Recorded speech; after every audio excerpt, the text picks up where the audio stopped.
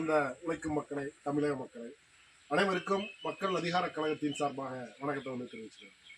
மக்கள் அதிகார கழகத்தின் சார்பாக வருகிற பிப்ரவரி 21 மதுரை தமுக்கத்தில் ஒரு மாபெரும் ஒரு தமிழ்நாட்டினுடைய பண்பாட்டு பெருவிழாவை வந்து மக்கள் அதிகார கழகம் வந்து நடத்துகிறோம்.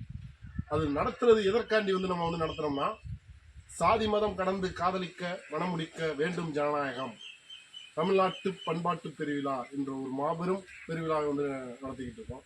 இதற்கு வந்து என்ன நோக்கம் வந்து இந்த விழாவை நடத்த வேண்டிய தேவை என்ன இருக்கிறது அப்படின்னா, தமிழ்நாட்டில் தொடர்ச்சியாக சாதி ஆணவ படுகொலைகளும் சாதி வெறியும் வந்து பார்த்தீங்கன்னா தொடர்ச்சியாக சாதி வெறி கலவரங்களும் தொடர்ச்சியாக வந்து நடந்துக்கிட்டு இருக்கு. பார்த்தீங்கன்னா தமிழ்நாட்டினுடைய பண்பாடு வந்து சாதி வெறி பண்பாடு குறிப்பாக ஆணாதிக்க பண்பாடா இல்லை ஆணவ கொலை செய்யக்கூடிய பண்பாடா அப்படின்னு பார்த்தீங்கன்னா அது இல்லைங்க.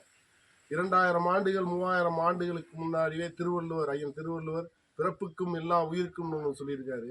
குறிப்பாக வந்து அதில் வந்து யாவும் ஊரே யாவரும் கேலி என்று வந்து நம்மளுடைய பழமொழிகளில் வந்து நிறையா பழமொழிகள் இருக்குது.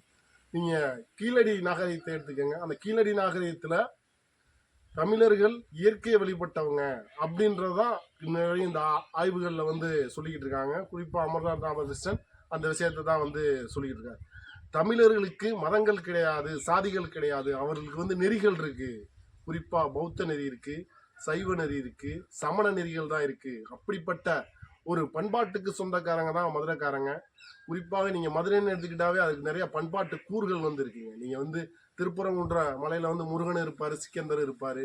நீங்க பாரியாண்ட பரம்பு மலையில வந்து பாத்தீங்கன்னா அங்க வந்து அந்த மலை உச்சியில வந்து பாத்தீங்கன்னா முருகன் கோயிலும் இருக்கும், அங்க உள்ள மசூதி தர்காவும் வந்து இருக்கும்.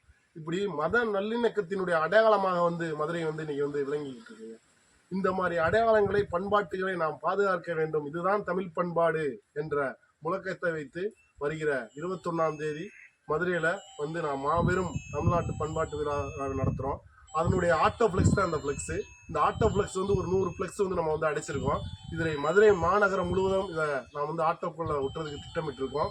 இதை ஒட்டி அனைத்து ஜனநாயக சக்திகள் முற்போக்கு இயக்கங்களும் இந்த பண்பாட்டு விழாவுக்கு வர வேண்டும் என்று கேட்டுக்கொள்கிறோம். நன்றி.